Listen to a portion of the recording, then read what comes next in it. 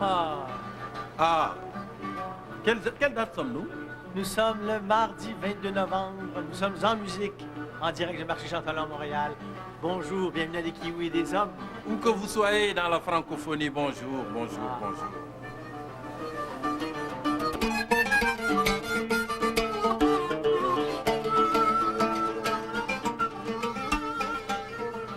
Je ne peux pas croire qu'ils s'entendent bien ensemble, ces deux-là. Ah, moi je peux non, croire. moi je crois pas. Non. Je peux croire. Non, ça se peut pas. C'est de la musique berbère, berbère du Maroc, qui est mélangée avec musique à bouche d'un petit gars de Saint-Élie de Caxton. Ils s'entendent bien ensemble, les Ça, autres. j'appelle ça du mélange, du vrai mélange. Clair. Métissage, on peut dire aussi. Ouais. Croisement. Et les biologistes utilisent hybridation. Et je l'aime beaucoup, moi, le mot hybridation. En quoi hybridation évoque quelque chose de clair quand on Mais- pense au métissage? Parce que l'hybridation, c'est quand tu as deux entités qui se disent des races pures, c'est pas jamais des races pures, et tu mélanges les deux et tu sors quelque chose de plus fort encore. Je suis sûr que ces fleurs-là que j'ai ici, qui viennent de chez Daniel, ici Ouais. en arrière, au départ, c'était deux couleurs, et en mélangeant les deux couleurs, vu qu'il y a une codominance, que les généticiens appellent la codominance, Ouais. sont apparues d'autres couleurs, plein de couleurs, une diversité. La carotte, c'est le meilleur exemple quand on est marché Jean-Talon. La carotte, au départ, on avait une carotte qui était orange. Puis tu vois, avec le travail des généticiens, on a généré plein de carottes de toutes sortes de couleurs. Et on appelle ça des vigueurs hybrides. Quand c'est des vrais hybrides, des vigueurs, parce qu'ils ont toujours quelque chose de plus que les parents de race pure. Donc, Toujours. on peut imaginer ou penser qu'il y a une solidité supplémentaire, une force supplémentaire. Je te jure, je vous le jure.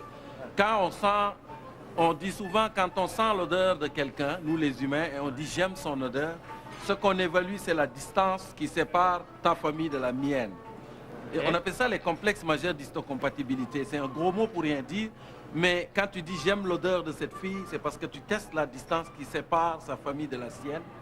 Et ça, c'est un principe de base. La biologie a horreur des races pures. Même les bactéries qui se reproduisent en se divisant arrivent au moment où ils disent collez-vous donc avec d'autres qui viennent de l'extérieur puis échanger des fragments Naturellement, ça se fait d'ADN. au bout du compte. Absolument, il faut. C'est le mélange, toujours. Aujourd'hui, c'est ça. Comme chez À les l'émission, aujourd'hui, c'est ça. un grand mélange.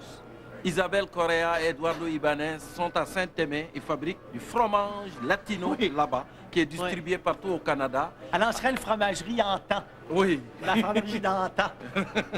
d'antan à mélanger avec le Oui, latino. Oui, exactement. Diem Ngoc Phan et Vincent Beck, un est français, l'autre d'origine vietnamienne, qui ont ici une chocolaterie sur Fairmont, qui sont avec nous aussi. Et Arométis, bien sûr. Cette vitrine pour la diversité culturelle, une émission qui est diffusée à Espace Musique. Mélange, Alors, les vigueurs hybrides. Je les aime un peu, Ouais, beaucoup, on y va, Passionnément. pendant qu'ils s'amusent. voilà.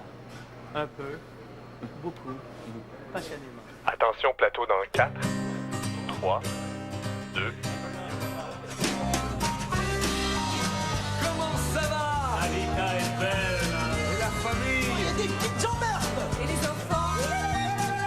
Dis-moi, et la santé? Parle-moi de ta vie, des amours, des amis et des bonheurs pour les gars. Depuis l'histoire l'humanité m'étonne, il y a des kiwis et des hommes.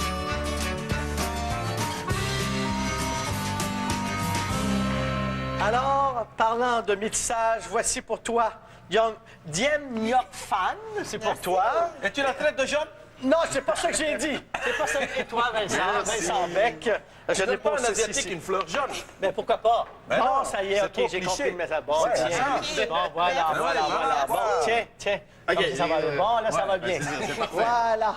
Alors, voici deux personnes, deux folles personnes, dans le beau sens du terme.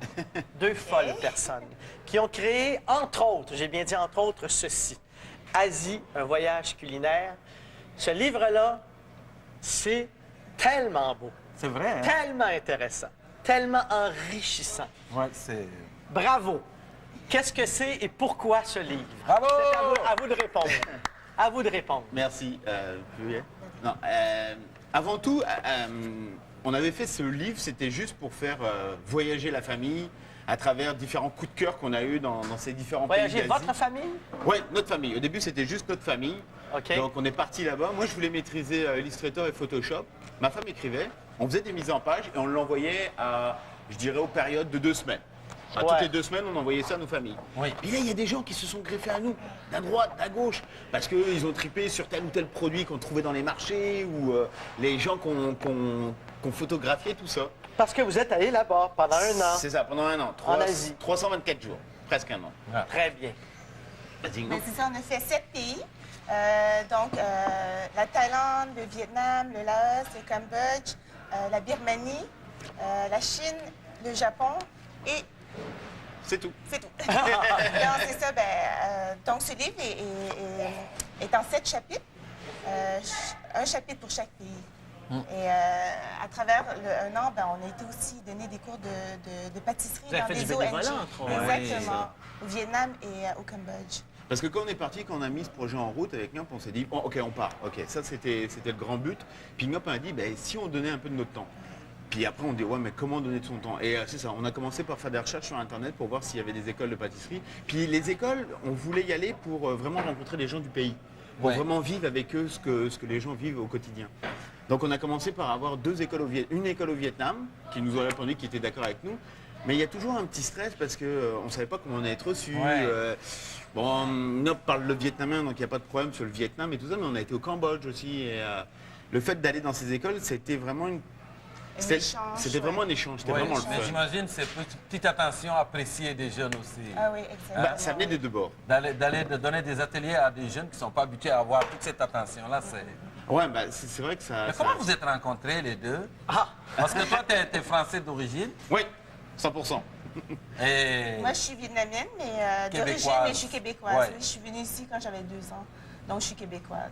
OK. OK. Et tes parents, leur métier, c'est quoi? Mon père est médecin et ma mère est secrétaire médicale. Ah. Nous, on est des beaux people. Donc, on est arrivés ici en 75. Et mon père, il a repris ses études. C'est ça. Même s'il a 72 ans, il travaille toujours parce qu'il a envie de donner de son temps encore aux gens. C'est ça. Et donc, on s'est rencontrés Attends, dans mais toi, ta famille, qu'est-ce qu'ils faisaient tes parents dans la vie? Ma mère était expert comptable et mon père, il était propriétaire d'un terrain de camping. Camping? Ouais. À quel endroit?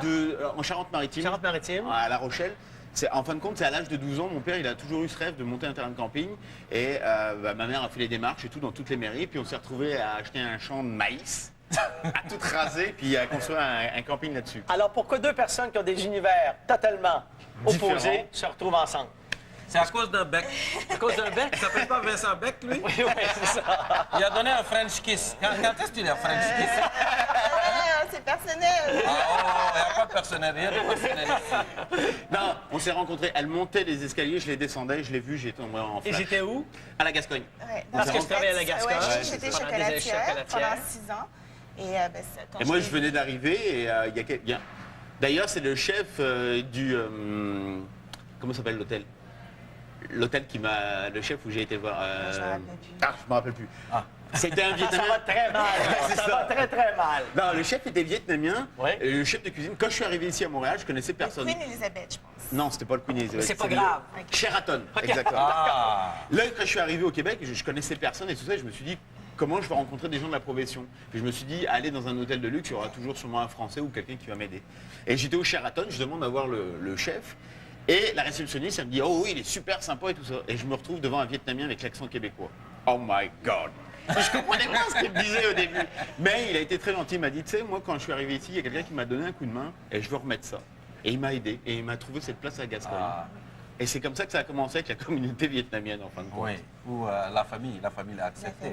La famille. Mais toi, les Vietnamiens... Attends, la famille l'a accepté. Attends une seconde. Ça a pris 1 an avant que mon père Veuille le voir. veuille voir Vincent. Parce qu'il ne Ouais. savait pas qu'est-ce qu'il faisait ici. Il disait peut-être que c'est un aventurier et C'est ça. qu'il n'était pas sérieux. Donc, ça a quand même pris 1 an avant que... Mais il me semble que quand on est arrivé comme boat people, on doit aimer les aventuriers quand même, là. Hein? Mes C'est pas logique, parents ça? sont assez traditionnels, même s'ils sont super cool, mais j'imagine qu'ils voulaient que je me marie avec un Vietnamien, c'est ça. Mais même Mais ton est-ce qu'ils ont choix. accepté ton... Oui, c'est Ben ça. oui, C'est ton ça la choix question. de métier, à l'étudier en pâtisserie, est-ce que c'est pour un médecin qui a tant travaillé fort, puis qui a dit, je pars, je viens m'installer ici pour que nos enfants réussissent, est-ce que ça, être pâtissier, c'est quelque chose qu'il a dit oui?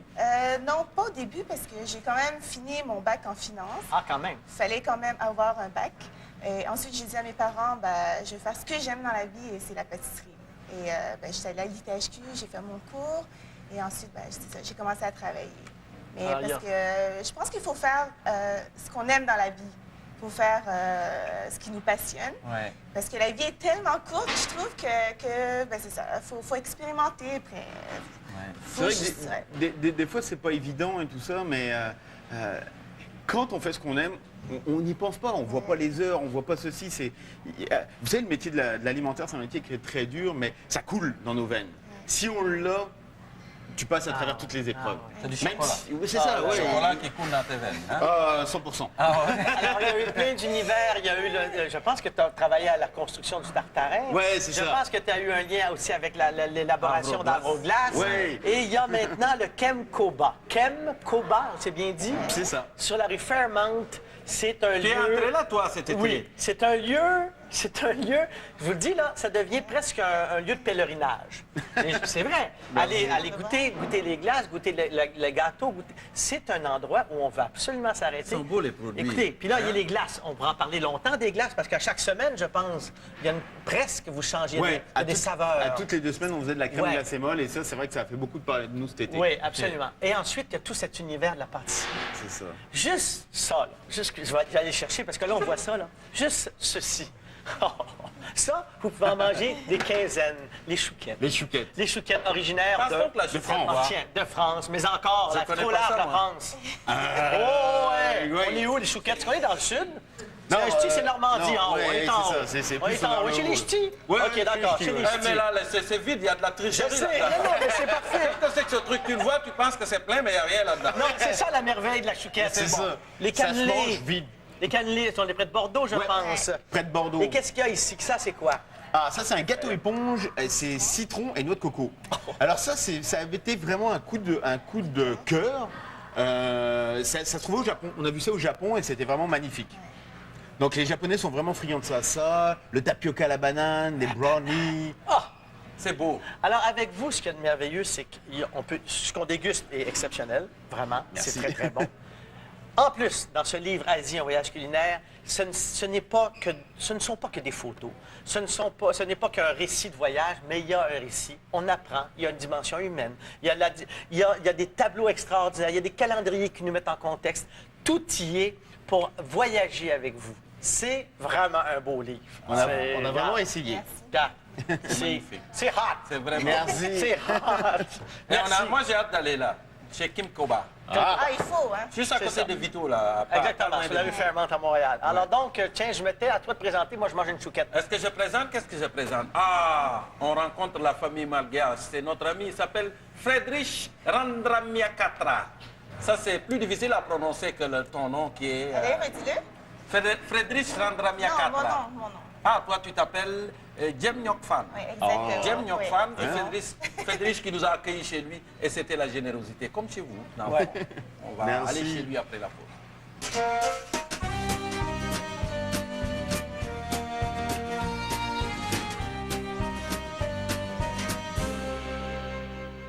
Vous aimeriez...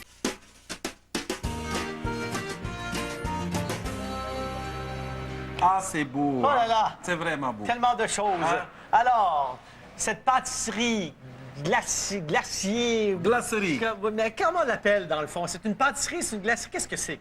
C'est La les trois, boutique. c'est Pâtisserie, glacerie, chocolaterie. Chocolaterie, ouais. Et le Kem nom? Koba. Et Kem Koba, ça signifie Kem, ça veut dire crème glacée en vietnamien, et Koba, c'est la tente numéro 3. Donc, La tente numéro 3. Oui. Tente comme une tente, pas une tente. c'est Non, pas la une tente, tente, ouais. La Parce tente que- berbère, c'est pas Non, ça. non. Non, c'est pas la même. C'est pas la Sur même. le logo, on voit une petite fille qui est assise sur une boule de crème glacée. Ah. Et elle, c'est ma petite nièce. Ah, d'accord. Et c'est ça. Et il y a tout ça qu'on peut déguster, entre autres. Et il y a la chouquette, le cannelé, il y a d'autres gâteaux. C'est à découvrir à cette pâtisserie. C'est Dans le fond, c'est magnifique. pour vous les invités, vous Ouais. pouvez manger. Puis une Ouais. fois que vous aurez tout mangé ça, l'hibernation. Ouais. L'hiver Bon appétit. l'hiver arrive. Bon Oui, appétit. l'hiver arrive. Mais en même temps, genre, parce que j'ai pas offert, en parlant de métissage, j'ai pas offert des fleurs à tout le monde. Ouais. Les fleurs, alors donc, vous n'avez pas reçu pour dire, pour saluer le métissage. Ouais. Tiens, voilà.